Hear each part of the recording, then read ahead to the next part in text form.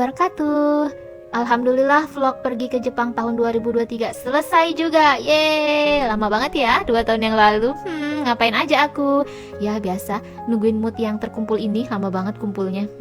Akhirnya setelah aku berusaha bukan memberanikan diri, mendorong diri untuk cepat nyelesain nih. Kalau nggak selesai. Ya walaupun videonya juga gak banyak-banyak banget, videonya biasa aja, tapi ada baiknya aku buatkan video untuk kenang-kenangan aku selama di Jepang. Hari pertama aku pergi ke Fuji Yoshida. Jadi dari Tokyo, aku nyampe di Tokyo itu tanggal 25 Mei. Itu langsung pergi ke Fuji Yoshida. Jam 11 aku sampai, kemudian aku langsung taruh koper di hotel. Lanjut Yamanakako Hananomiya Park. Rencananya mau lihat bunga, ternyata bunganya belum bermekaran dong, baru segini. Walaupun bunganya nggak mekar semua, tapi tetap gak nyesel kesini karena masih bisa lihat bunga Nemophila yang cantik banget. Bunga yang biru-biru nih cantik banget. Ini tuh kalau semuanya mekar, wow, pasti makin estetik dan makin instagramable. Dan masih bisa menikmati, nggak nyesel kesini, masih bisa menikmati walau bunganya nggak full. Tapi juga ada bunga yang lainnya nih, nanti aku kasih lihat deh foto bunga yang lainnya, meskipun nggak banyak, ada lah. Sayangnya nggak ke-shoot aja.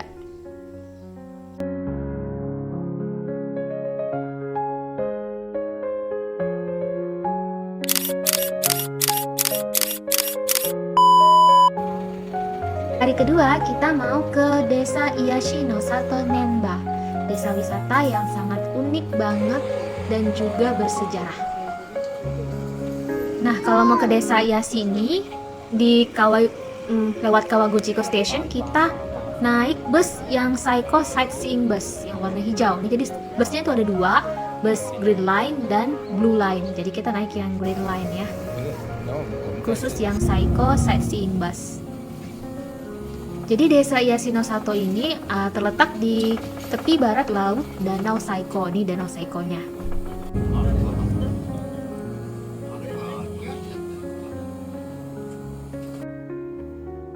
Tiket masuk ke desa Iyashi no Sato ini kalau untuk dewasa sekitar 500 yen.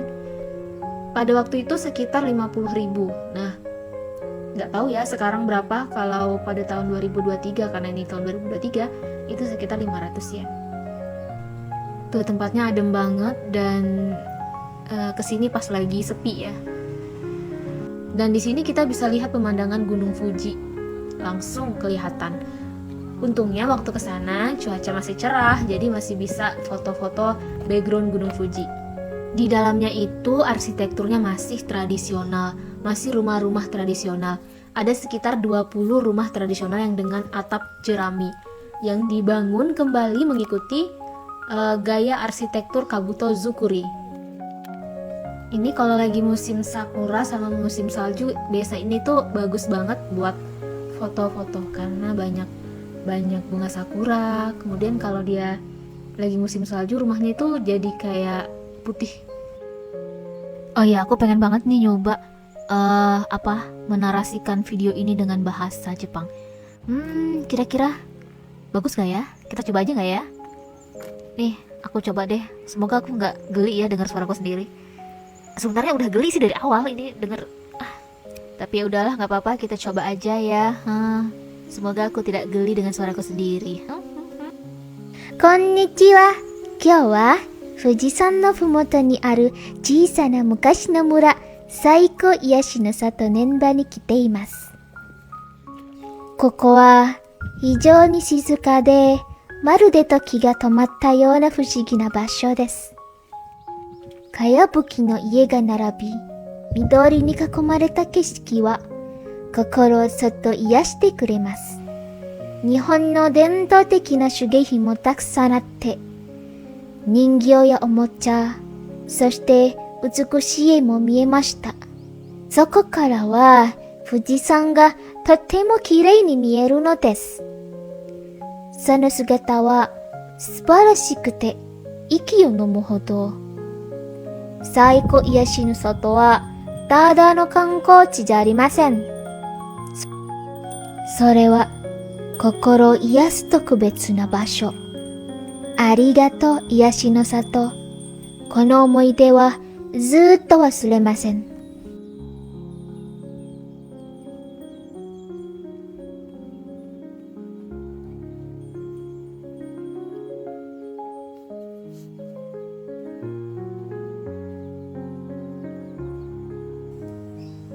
Nah, di dalam rumah masing-masing rumah tradisional itu ada kayak galeri, kemudian ada kayak kerajinan-kerajinan tradisional, kemudian ada tempat jual pameran kain tradisional.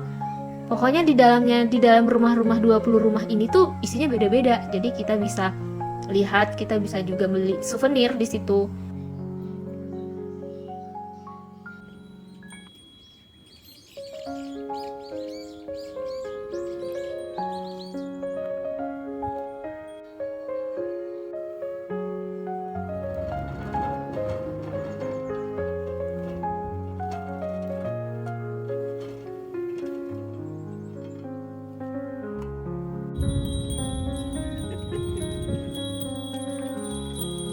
Karena bus di sini tidak selalu ada setiap jam, jadi mesti lihat bus terakhir jam berapa. Kemarin itu bus terakhir itu sekitar jam 3, jadi sebelum jam segitu aku udah harus balik ke hotel karena bus yang menuju hotelku itu cuma terakhir jam 3 sore. Jadi gak bisa sampai sore banget. Di sini cuma lihat-lihat, foto-foto. Kebetulan banyak spot yang bagus karena rumah tradisional ini lucu dan unik-unik gitu.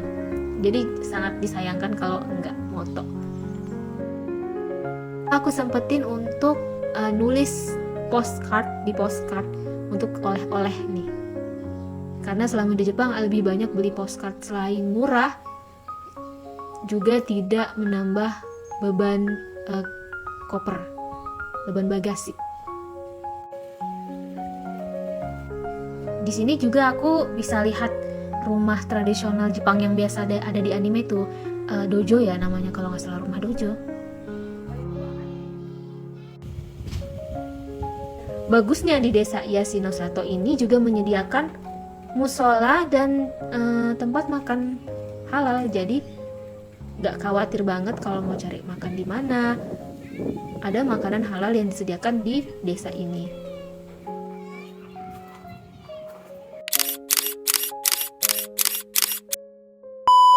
Next, tujuan selanjutnya yaitu di desa Naruto, Konohagakure. Ini tempat yang aku pengen banget datang semenjak awal-awal kemunculan miniatur desa Konoha ini. Jadi desa Naruto ini ada di Fuji Q Highland, tempat wahana bermain. Hari ketiga aku pergi ke Fuji Shibazakura Festival. Sayang banget bunga-bunganya sudah tidak ada yang bermekaran. Ada tapi masih sedikit banget, karena aslinya nih kalau bermekaran itu bakal pink semuanya. Karena di akhir festival, 2 hari sebelum festival tutup, aku baru datang, jadi nggak dapet semua bunga-bunganya. Meskipun bunga Shibazakuranya sudah tidak mekar, tapi masih lihat bunga-bunga lain yang cantik yang belum pernah aku lihat. Karena juga mendung, Gunung Fujinya jadi ketutup, nggak kelihatan juga di sini Gunung Fujinya. Beda waktu di hari kedua di desa Yashi masih kelihatan Gunung Fujinya.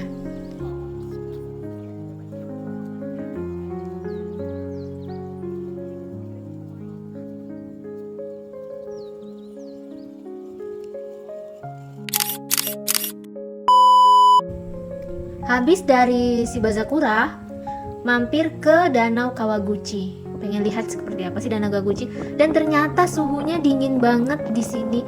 Atau cuman aku yang merasa kedinginan ya, karena orang-orang lokalnya pakai baju tipis-tipis dan biasa aja. Sementara aku nggak bawa jaket sudah merasa kedinginan. Akhirnya memutuskan untuk tidak berlama-lama duduk di tepi danau dan OTW ke masjid untuk sholat zuhur. Karena jarak masjidnya cuma 900 meter, jadi otomatis jalan kaki. Karena di Jepang kemana-mana banyak jalan kakinya ya. Alhamdulillah lebih sehat sih, banyak jalan kaki dan bisa melihat melihat lingkungan di Kawaguchi ini. Suhunya juga enak buat jalan kaki. Dan ini tuh sudah sekitar jam 1 apa jam 2 siang ya.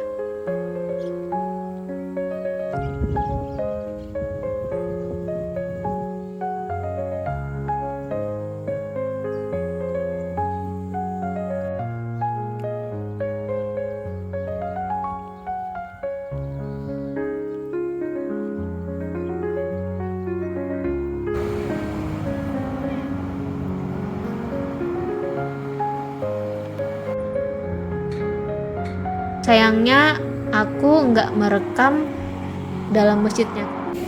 Jadi masjid Fuji Kawaguchiko ini lumayan luas ya. Dia tuh ada 2 lantai. Masjidnya itu posisinya di lantai 2. Nah di bawahnya itu ada restoran. Kemarin tuh kalau nggak salah sempat lihat menunya tuh ada bakso deh. Sama dia juga jual mie Indomie gitu. Satu mie Indomie itu harganya yang belum masak nih, satu Indomie kemasan itu 15.000 harganya.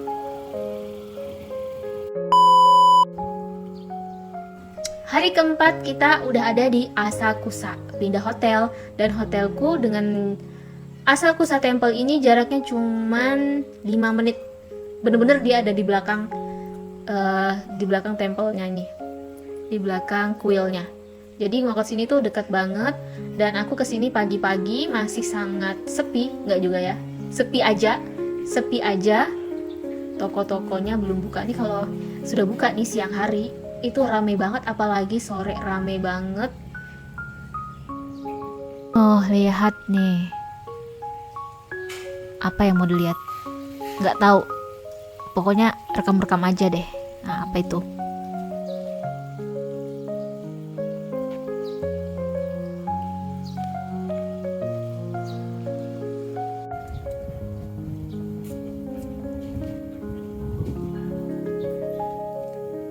Ini apa ya, kalau nggak salah itu kayak historinya gitu dalam bentuk gambar ya, cuma di syuting doang, kagak dibaca juga. Coba tuh dilihat dulu gitu, diperhatikan, jadi pinter. Nah ini nih tempat syuting latarnya Kimetsu no Yaiba. Tadi itu cuma lewat doang karena aslinya tujuannya adalah mau ke Tokyo Skytree. Nah, dari hotel ke Tokyo Skytree itu sekitar 1,5 kilo, melewati Sumida River.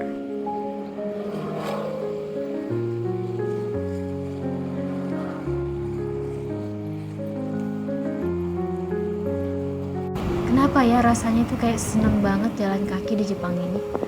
Nggak terlalu capek gitu, capeknya nanti kalau sudah mau sore baru capek karena jalan kaki seharian.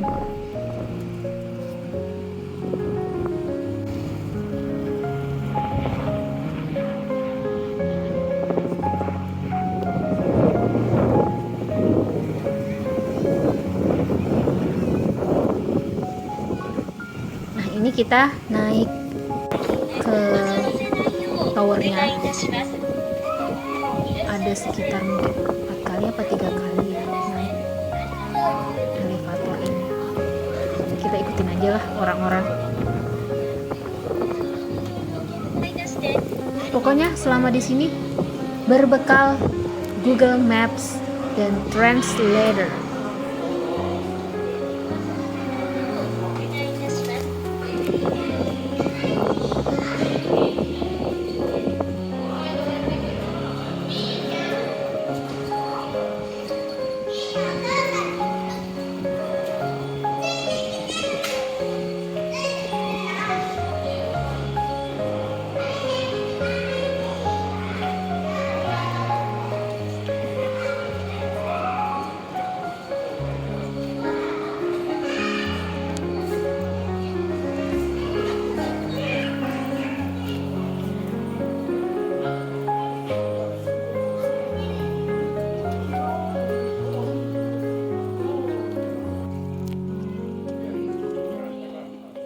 kemarin itu beli tiket online, jadi harganya lebih murah ya.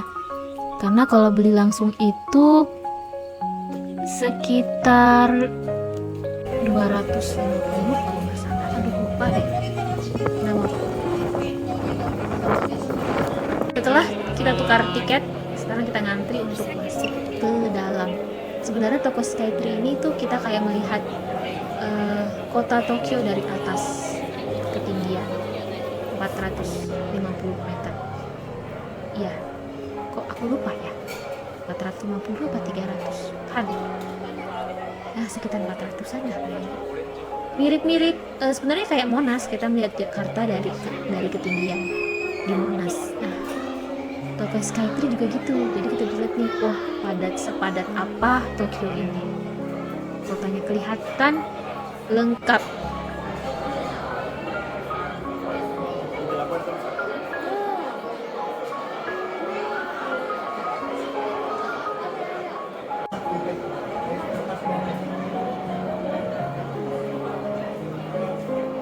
Nah ini apa ya, nggak tahu, dia kayak charm gitu kayaknya.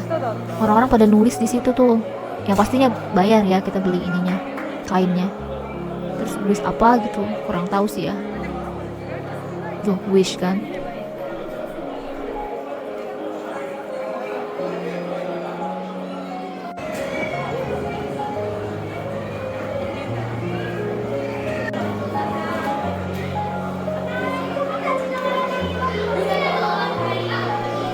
Oke, kita udah selesai nih, jadi mau turun nih. Udah muter-muter, lumayan luas loh di dalam sini. Muter-muter lihat Tokyo dari ketinggian 345 meter. Saatnya turun.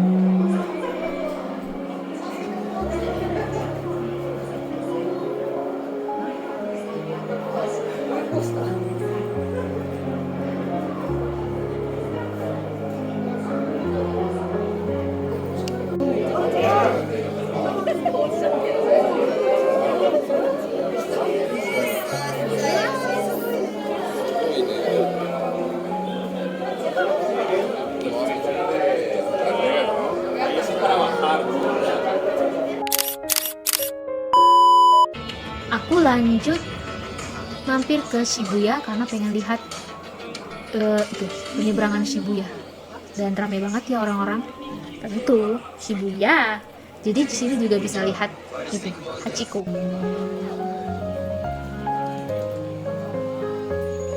Oh, Hachikonya kelihatan. Ya, cuman foto sebentar, menghilangkan rasa penasaran yang biasanya melihat Hachiko cuman di Instagram. Setelah dari Shibuya, aku mampir ke Ueno Park untuk makan siang sebentar. Ya ampun, video macam apa ini, vlog macam apa ini kepotong. Sebentar banget di Ueno-nya.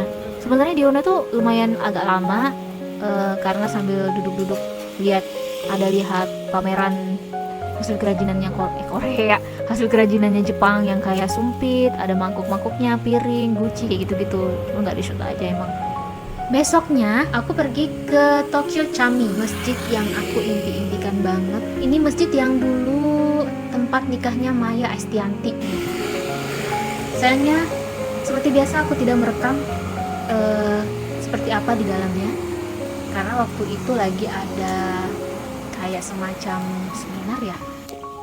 Banyak orang-orang non muslim yang belajar di Tokyo Chami, jadi nggak enak gitu merekam. Dan keinginan untuk sholat di Tokyo Chami terlaksana. Yeay, sudah nggak penasaran lagi sama masjidnya. Ya mana tahu kan nanti aku juga bisa nikah di sini. Habis dari Tokyo Chami, aku mampir ke Nezu Shrine. Pengen lihat kayak apa sih, karena penasaran dengan Nezu Shrine ini. Karena hujan dan cuaca masih agak mellow, jadinya nggak banyak foto di sini karena agak mendung. Lihat-lihat aja, penasaran dengan Nezu Shrine ini seperti apa, karena kalau di Google ya, kalau dia lagi musim sakura tuh bagus banget. Ya memang aku datangnya pas akhir-akhir sudah tidak ada sakura.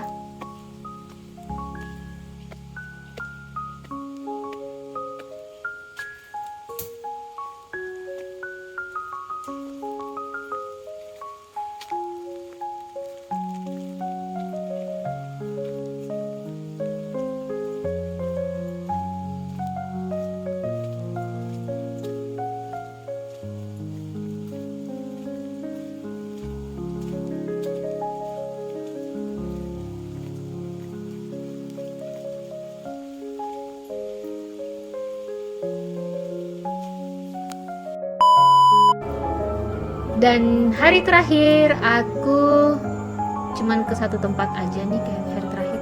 Sebenarnya ada tempat lagi yang aku datangin tapi tidak masuk di dokumentasi. Di sini aku udah penasaran banget tim lab ini seperti apa, karena kayaknya dari postingannya orang-orang itu tempatnya itu bagus banget. Tempatnya itu gimana ya? Ya aku suka lah pokoknya. Ternyata benar bagus sih. Jadi kayak tempat imersif gitu, yang isinya tuh, wah, pokoknya aku suka tempat ini. Dan alhamdulillah sekarang itu kayaknya sudah ada di Indonesia ya, di Jakarta, tempat imersif kayak gini. Oke, sekian perjalanan singkat aku selama di Tokyo, first solo traveling di Jepang selama 5 hari. Alhamdulillah pengalaman jalan sendiri itu ternyata sangat menyenangkan. Jadi jangan takut untuk pergi sendirian. Yang penting berani. Ya, jangan takut soalnya. Jadi harus berani. Lawan katanya jangan takut. Sungguh tips yang tidak berguna. Mohon maaf karena aku tidak terlalu terbiasa untuk buat vlog. Jadi ini pertama kalinya buat vlog yang cukup lama ya, 2 tahun baru selesai karena saking moodnya belum muncul. Tapi alhamdulillah aku senang banget ada pengalaman pergi ke Jepang sendiri dan first time gitu. Next, selanjutnya aku pergi ke Jepang lagi, tapi kali ini gak sendiri, bareng adikku si bungsu Cemimil. Oke, bye.